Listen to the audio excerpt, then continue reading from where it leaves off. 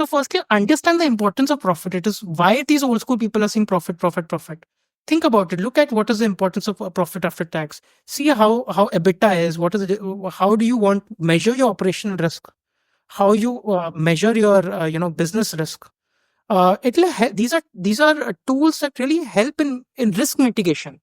And when you're starting a new company, if you're going from 0 to 1, the chances of success are incredibly low, and the chances of failure are incredibly high. I'm also curious to understand what inspired you to transition from computer science and engineering into the construction industry. This is a rare combination, I would say. Yeah, so this was what happened. As in 2012, my family started the construction business. What do you think is the biggest opportunity for tech innovation in the construction industry today?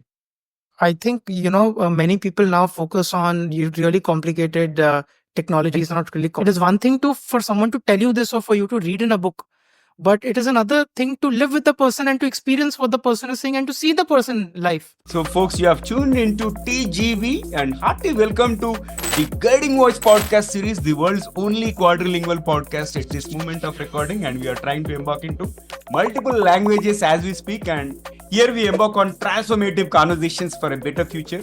And we want to simplify and amplify your journey to success. I'm your host, Navin Samala, dedicated to making the world a better place by bringing you wisdom through valuable discussions with experts designed to simplify and amplify your success. And thank you so much for tuning in.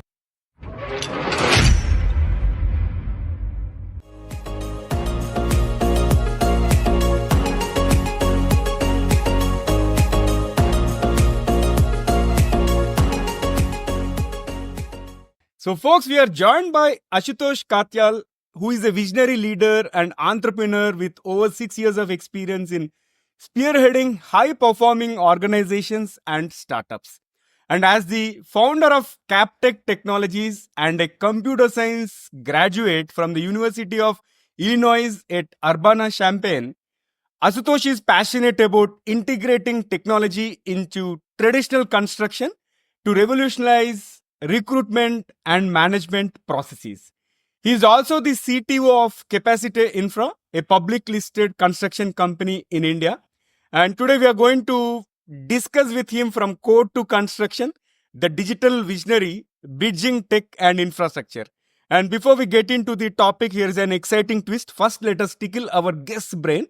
So, Ashutosh, I am going to trigger the first rapid fire round, which is having a set of random words, and as and when I mention a few words, I would love to hear the first thing that comes to your mind in response without thinking much. If you're ready, let's get started. Hello, I'm Steve Ahern, one of the judges of the Asia Podcast Awards. I'm interrupting this episode to let you know that you're listening to an award-winning podcast.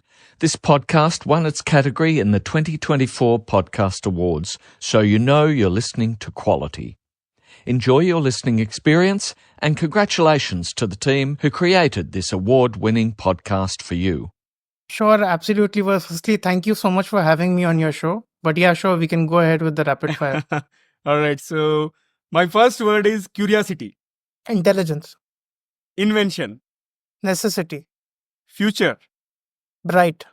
Universe. Abundance. Leadership. Incredibly important. Wow. Success. Sweet. Mentor. Guru. Growth. Relentless. Okay, and then strategy. Incredibly crucial. All right, and here comes my last word, which is one of my favorite words. Passion. Beautiful. I loved your spot on responses, and thank you so much for participating in the first rapid fire round so sportively. And when I say first rapid fire round, there is one more rapid fire round towards the end of the episode, so stay tuned. I'm going to tickle your brain once again. And Ashutosh, first of all, hearty welcome to the Guiding Voice podcast series. And thank you so much for being part of our journey in shaping the careers and lives of millions across the globe. How are you doing today? I'm doing great, Naveen. I just returned back from my business trip to the Netherlands, and I just landed last evening. And I'm here with you today, and I'm very glad to be on your show. Yeah, pleasure is mine, and let's get the ball rolling. We'll begin with your Guiding Voice share with us who is your guiding voice, Ashutosh. Very honestly, my guiding voice is my own inner voice. Mm-hmm. The own inner voice. You have your own intuition. You have your own gut feeling. I think rather than having an external guiding voice, there are a lot of people who advise me externally, and I listen to their advice very carefully. I'm very privileged to have such people in my life. But at the end of the day, the decision making was always, from my own inner voice, what I feel is right. Right. So I've learned to trust my intuition and my gut feeling a lot more. And I'm much happier for it. I'm a much happier individual for it. My guiding voice is my own inner voice, my own intuition. Mm-hmm. Wonderful. I echo with you. In fact, my inner voice and my intuition is also so strong, and I strongly believe in it, and I just keep going. All right. So let's now talk about your success mantra, as in share with us the top 3 things that have contributed to your success so far. So Naveen, firstly, there's a long way for me. I think I'm just 31. I have a long way ahead of me. I think there's a lot more that I need to be done before I call myself successful. I don't think anyone should even call themselves successful till the last breath, even if they are. So there's always work to be done. But that being said, what has helped me so far in my journey is really when I look down the memory lane, it's really just perseverance. Mm. And another thing that's really helped me, and I think a lot of people miss out, is periodic introspection and pivoting and creating plans to achieve something. So you may have plans to achieve something, but you need to introspect periodically whether the plan that you set in motion is actually working or needs to be pivoted. If it needs to be pivoted, you should back it with factual evidence and then make the pivot. And then last but not the least is whatever plan you make and you stick, you tend to stick with it unless you get a lot of factual evidence to change your plan. Other than that, if you're not getting that, then you have to stick with the plan with discipline and dedication. And I think that's the best you can do.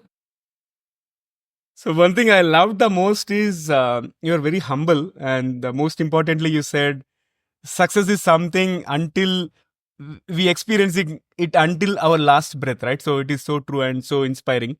All right, now let's talk about your toughest lessons that you have learned as an entrepreneur, right? Because entrepreneurship is not easy, though it seems rosy from outside. Oh yeah, the today's generation has kind of made it look extremely rosy and glamorous to just start up for no reason at all. But I think the toughest lesson that I think a lot of entrepreneurs learn is not everything is in our direct control as founders or as as leaders of our organization. Not everything is in our direct control. You may do everything right and work on the best problems to solve, you know, but it still doesn't guarantee long term success. Mhm. There is inevitably a very big luck factor. Being at the right place at the right time is important at being successfully entrepreneurially. Uh, and it's difficult to digest for me because it's beyond my control. It's not something I can do. It's more from God's will. It's more about how the universe, whether it's the right time for and the right idea, and the universe is open to accepting you. So there are a lot of things. There is also divine timing I believe in, and I think things only happen when they're supposed to happen. Mhm. So these things are not in a direct control. So as entrepreneurs, as computer engineers, scientists, we can, kind of go down to the building blocks and say, hey, I did everything right. I pivoted, I listened to my customers, I monetized everything, I got my revenue streams, everything, but things didn't go just as according to the plan as I built, and they don't. So that's a very difficult thing for me to digest. You can put in extraordinary amount of hard work, Mhm. extraordinary amount of hard work, and still not be successful. And that's okay. That's okay. There is something to learn, right? So there is something to learn, and as we progress, I think things start unfolding. And as you rightly mentioned, there are certain things which are not in our control, and maybe it is better to focus on things under our control. So that's a great lesson. And now I want you to talk about your passion for acting and any lessons from that experience that have benefited your career in tech and entrepreneurship. So what you're referring to is, for the viewers who don't know this, I did my computer science and computer engineering, but I also did a small minor or small kind of course in theater when I was in college. On a lighter note and just on a joking side, I just did it because a lot of the girls in the theater class were cute. So I thought that and there were very less guys. So I thought it would be interesting to kind of, you know, join theater classes and and interact with people. But on a less serious note, like what I actually got to learn was that there is a lot of theatrics in the world, and there is importance to theatrics. Like I'll give an example. Like a prelude is just as important as an epilogue, Mhm. right? So setting the context, setting the stage for things to roll, whether that's a business deal or whether that's an important conference or that's an investors call. I see that it's important to set the right context at that, and there are few things that I'm kind of in tune with which a lot of people in the conference room are not, and I know that I can create a very big impact, and it does, but it's a very subtle thing. Great, great insights there. And I'm also curious to understand what inspired you to transition from computer science and engineering into the So construction I industry. never This is a rare combination, I would say. Yeah, so this was what happened. As in 2012, my family started the construction business. At that time, it had a turnover of around $1 million. Today, it has a turnover of around $400 million, 300 to $400 million. In 2012, they had just started the company. That's when I'd actually even gone to college. Right. Mhm. So I understood when they started the company, and I was with the entire family was with the struggle when they started the company. But I was in college when they were, really working down the foundations of the company. And in 2017, my company went public. Our company Mm. went public. So, I got a call from my father and said that, why do you want to work at Google, or, in the US, why don't you come and you join a public listed entity, and we know you're talented. We know you're an engineer. We know you're educated, and we think you can do well. So, with that in mind, I came back and I joined the construction industry, and it was a real roller coaster because I'm a computer scientist and engineer, but I'm not a civil engineer. Mm. So my father was like, Dangal's father, how Amir Khan is. So he made me go on construction sites from 8 a.m. to 8 p.m., 7 days a week for 2 years. So I could actually learn how construction is done in India, how, from pin to plane, everything is done, how full scale, large scale projects are completed. So that's something that I learned on the ground. And I think I'm blessed to be in the construction industry because, when I was in college, I was doing my research under someone who was nominated for the Alan Turing Award, which is the equivalent of Nobel Prize for computer science. Yeah, yeah. And he told me something very interesting. He said, I told him that, what, now I'm going to into construction. My family's company is doing well. I think I'll pivot and not, continue working with supercomputers or Google or something. I will, travel back and work with them. And I said, you know what, I should have done civil engineering. So he told me something that really stays with me, and it really made a difference in my life. He says that, Ashutosh, that was back in 2016, 2017. Gotcha. Mhm. At that time, he told me this. He said that, look, every age, whether that's the industrial age or the ice age or any big age, lasts for at least 300 years, approximately. And we are in the information age, and information age started. It's just 50 years. We're just 50 or 60 years now into it. Right. So there is a lot of 250, 240 years left of this information age. So the skill sets that I've learned, I think, being an outsider in a civil engineering and looking at it from an outsider's lens, I'm very well poised to challenge the status quo. So I think I'm really blessed. It was divine intervention that made me do computer science and then come back into the construction industry. Great, great to know that. And you are known for nurturing high performing teams. So I would like to understand your strategy as a leader and who mentors and coaches talent, right? So what are your key strategies that you like to share with our audience? The keys. I don't think it's really rocket science. I think there is science to it, but there's also just art of there's an art of managing people, and that's not something that that's something that you learn when you work with people, when you work with performing people. There are teammates that work at different paces, at different uh, uh, at different wavelengths. But I think a general thumb rule is that if the teammate if my teammate knows that his or her career trajectory for the next 5 years, that hey, this is what I'm going to do, this is kind of the work that will be given to me in year 1, year 2, year 3, year 4, this is what's expected of me, and you give them time bound goals, each and every one, you set the expectations completely crystal clear, you give them time bound goals, and you kind of measure their performance on those task bound goals, and then you create this kind of culture within the team that hey, if you only if you guys help each other, only if we help each other will we be able to in fulfilling each other's goals, because one person cannot fulfill one goal, you need help of the entire team. So you have to work in a collaborative fashion, and if everyone works in a collaborative fashion, then everyone's career prospers in 5 years. So that kind of needs to go down to the team from an intellectual level and even from a confidence level. Now, that confidence level will not just come by saying, it will come through your own actions. So so this is just a general thumb rule by what I operate. Of course, there's a lot more that goes into it, but that comes more in the artistic side, which is hard to explain on a podcast. Grow and let others grow. That is the key summary that I could infer from your thoughts. I think that's a great thought. And now let's talk about your education at the University of Illinois at Right. Urbana-Champaign. How did that influence your entrepreneurial journey and vision? Because many people, right, these days it has become a trend in terms of pursuing higher education outside. So how did this help in your entrepreneurial journey? So it helped me a lot.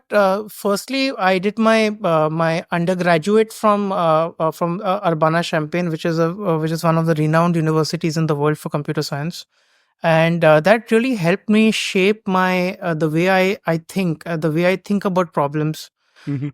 the way approach solutions. So if there's a very big challenge now that is put up in front of me, one of my assignments was to actually write an operating system from scratch, right? And you just pass the class if you actually can write it. There is like no help. So if they when they what they taught me really well was, hey, life is going to throw you big challenges.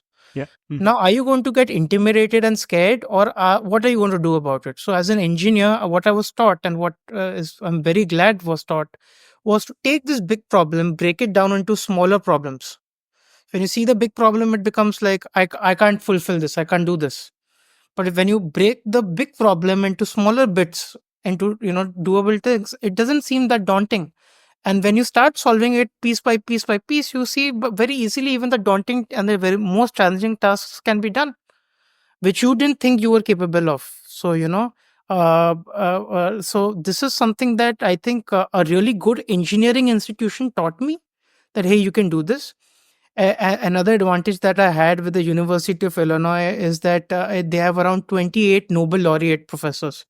So I got to work with the best of the best and to learn from them, not necessarily just about engineering and computer science, but just per- you know how perseverance. Like, I remember one of my professors telling me that he wasn't the smartest person in the class. Far from it.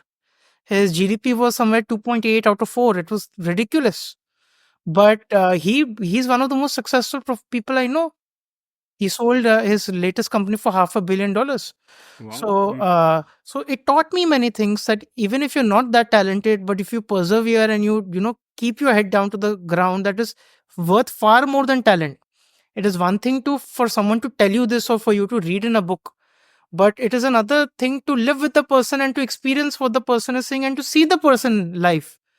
So the learnings that you get from that, it's really it's really great. Got it. And perseverance, I think it is a key to succeed these days. And no matter what we do, I think that's a perfect example. And now let's move to the next one. Like, what do you think is the biggest opportunity for tech innovation in the construction industry today?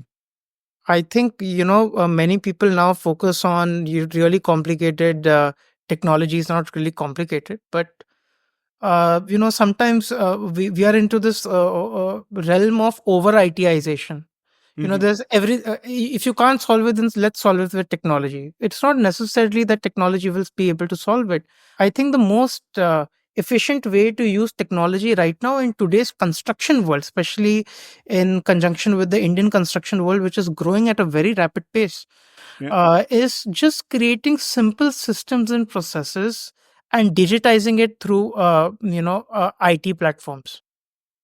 So make creating really good systems and your standard operating procedures for your operations, and creating KPIs to monitor that that the quality of work and the construction quality is going really well, and all the processes that need to be followed to do that are happening, and also having some KPIs to make sure that the cash flow management is happening well, Mhm. along with the profitability. So I see a lot of construction industry, they focus on the profitability and profit after tax, which is incredible, which is insanely important, which I don't know why the startup world very conveniently ignores. It doesn't make too much sense to me. In the short run you can, but not in the long run.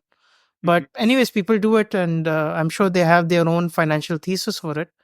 But for me, profit after tax is important, but so is free cash flow.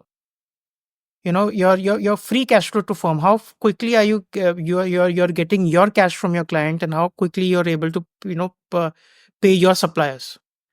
So I think that if you can manage these few things, you will have actually a very robust construction technology. From the physical aspect, if I talk about it, there is robotics, there's drone technology. There are a lot of things that are happening meanwhile. So I'm not overemphasizing on these things. These things are very crucial as well.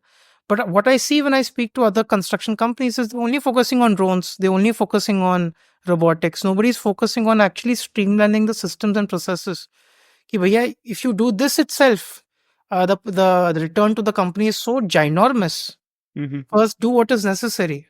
So this is what my 2 cents would be: is to keep it simple and to bring in simple and very easy to use technology. Right. Wonderful. And this has been incredible conversation so far. And it's time for us to spice up the episode and add further excitement, which means we are going to embark on second rapid fire round. Are you ready for it? Yeah, I'm ready for it. Let's go. Okay, here comes my first bullet. If you could have one gigantic billboard anywhere with anything on it, what would it say?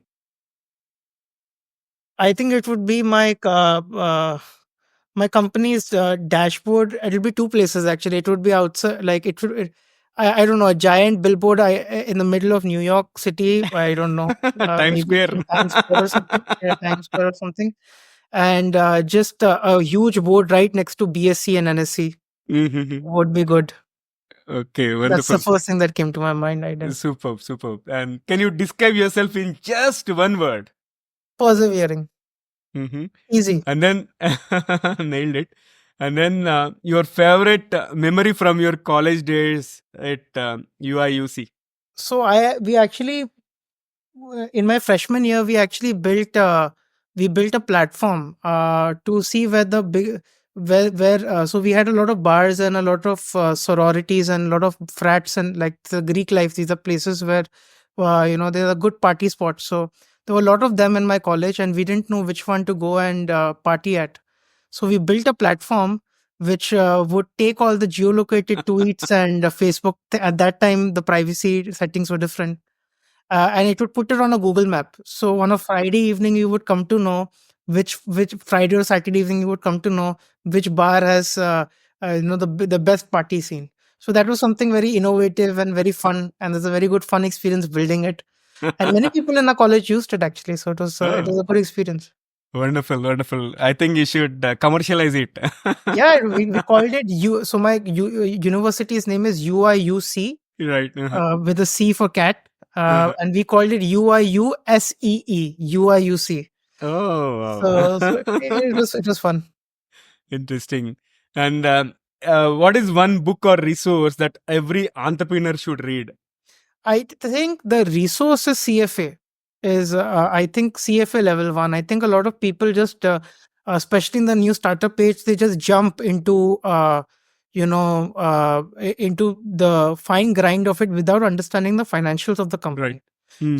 So there are many myths that go around, very hardworking people that, oh, I got funded, so I'm successful. Funding does not mean success. It doesn't even, perhaps it may not even mean that the investor who's come in, maybe for short term, has the same interest as you as a founder, which is for the long run. Right. Right. So it's very important to educate yourself as to what is, this agent client conflict. You could have, what are the potential conflicts of interest you could have on a board, Mhm. right? What Yeah. is when is it in benefit to take funding from investor? When is it good to take debt, raise debt from a bank or from a non-banking financial institution? When can I call myself a success? Getting funded is not successful, my friend. Right? How to make a profitable company? Why is profit even important? I speak to so many young, startup ecosystem people, and we are pre-revenue. We are not even thinking about revenue. Then why are you starting your company? Yeah. Right? I mean, you can be successful. There are case examples that have done this, but the chances of you becoming a profitable and a large scale startup diminish like very fast if you don't have a plan of revenue. You're saying I don't will not even think about revenue for next 10 years. ये भाई ये क्या philosophy है? So, so this is little absurd. So, and I see that a lot of hardworking people, they get disillusioned that, oh, I will still get funded. No, what's the problem? The funding is not success, Yeah. right? So, Concur with you. so financial literacy is very important, which I think even if somebody does a CFA level 1, Mhm. will get a very good idea about what is good for them and what is not good for the company. Yeah, that's a great advice. And what is best piece of advice you have ever received? What's the best piece of advice that I have ever received is that it's okay to take a few steps back before taking 5 steps forward. Think like a lion. A lion takes a few steps back before it hunts.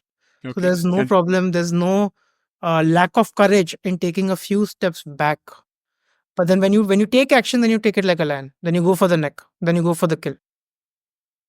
then your go-to strategy for handling high pressure situations.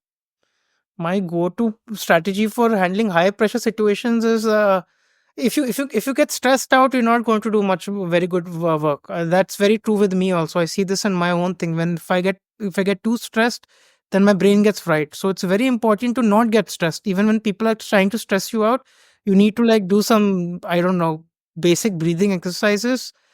Maybe go out for an ice cream or go to the gym or go to a friend's place, or break down that humongous task where which everyone is giving you a hard time into smaller tasks. Mhm. But firstly, the importance is you diffuse the stress, You're right. right? Only then you will be able to put your best foot forward and the most productive foot forward. Okay. I mean, if you can use the right amount of stress is necessary to get any work done, but too much of it is not good.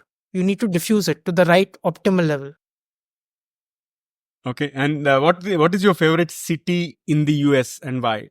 Well, I have two. I have one of my favorite cities is Los Angeles, simply because I have a lot of friends, college friends, who studied there and now working in Los Angeles. So I would love to go and visit them all the time over there. So I'm in constant touch with them. So LA is one of my favorite cities, and so is New York for the same reason, because I have family over there. Hmm. So I like visiting family. I'm a very family oriented person. I like my friends and family. I'm a very warm and affectionate person like this. Okay. And a movie or show that inspires you. A movie or show that inspires me. That's something I've never thought about. But I think The Aviator. The first thing that comes to my mind is The Aviator. There's a Howard Hughes, which is Leonardo DiCaprio's movie, The Aviator. It's about how this gentleman completely revolutionized the American civil space, and it taught me that people can dream. If you have the resources And if you have the wealth and the influence backing you, you should dare to dream extremely huge. And this, if you put your time, energy, and focus, and build a plan to it, it's possible that you achieve it. And that's what makes life interesting. Okay. Great. And here comes the last one. And what is one electronic gadget or a fantasy gadget that you'd like to see or invent yourself? I wouldn't like to invent myself, but I would really want to see for myself, and maybe perhaps even use it in my lifetime, is Neuralink. Is Elon Musk's Neuralink, wherein you can just get connected. You can have a computer in your brain, and you can communicate with you can communicate with AI and your computers. You can just think about an email, and it types it and sends it. I think that would be something that I would be very keen on, because you then develop a symbiotic relationship with something that is that can do a lot more processing than your brain can. And that the potential of a man or a human of a human after that is you can't even imagine. Right. Yeah, I'm also looking forward to see that. And after that amazing second rapid fire, let's flip back to the mainstream. So you mentioned every entrepreneur, right, should try to do that CFA level 1. So Yes.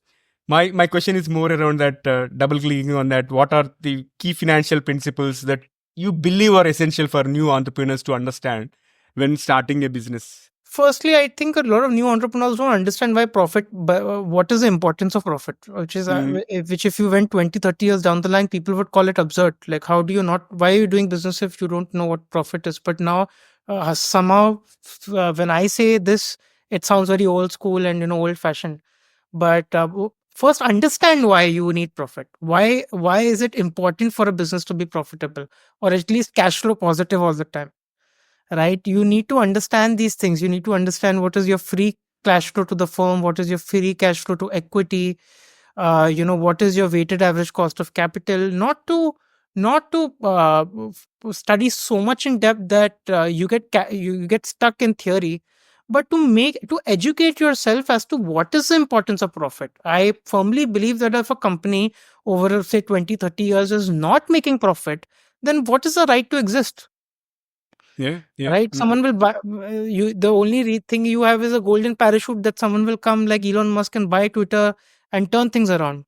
For that also he has to make it profitable. So firstly, understand the importance of profit. It is why these old school people are saying profit, profit, profit.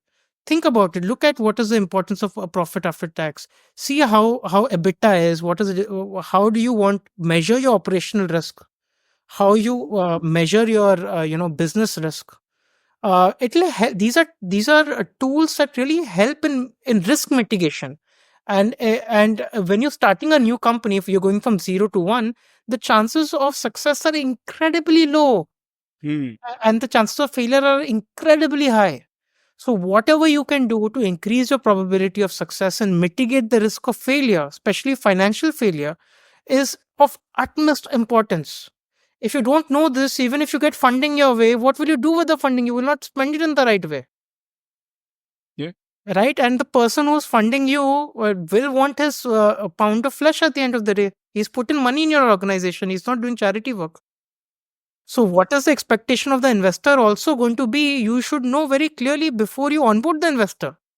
And I don't think you will understand the importance of this unless you understand how an investor can either make or break your organization, and how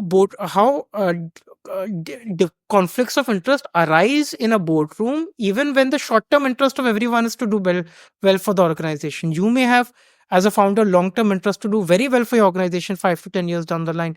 Your investor may just want to sell to the next VC and leave. Right? His interest is not for your long-term success. It may not be.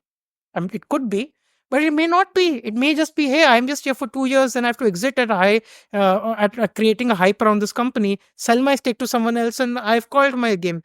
वो company का ही भाड़ में. Whatever the company happens with the company. But as founders, you cannot. Your interest is different from that. Your interest is for the Long longevity run of the business, longevity. and so many people just jump into business without knowing these things. I think that's very dangerous. Love it.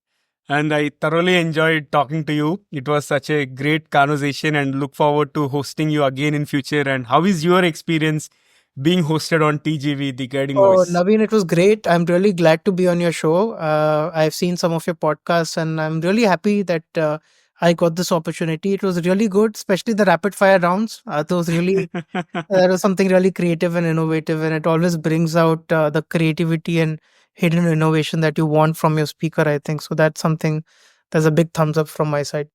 Thank you so much, and really looking forward to hosting you again. And I wish you all the best in everything that you do, Asutosh. Thank you so much, Naveen. I wish the same for you. Thank you so much. All right, so friends, that was our episode with Ashitosh Katyal. And before we jump into the fun trivia section, we have a quick request. If you have enjoyed the conversation and found it useful, please share with at least 3 of your friends or colleagues who'd also like TGV, the guiding voice, so spread the knowledge and also help others grow just like you have been growing with the platform. All right, now it's time for us to cruise into the trivia segment. And today's trivia is about 2 lesser known and interesting facts about actors turned successful entrepreneurs in India. First is Sunil Shetty, who is known for diverse business ventures. While Sunil Shetty is widely known for his acting career, many didn't realize the extent of his business acumen.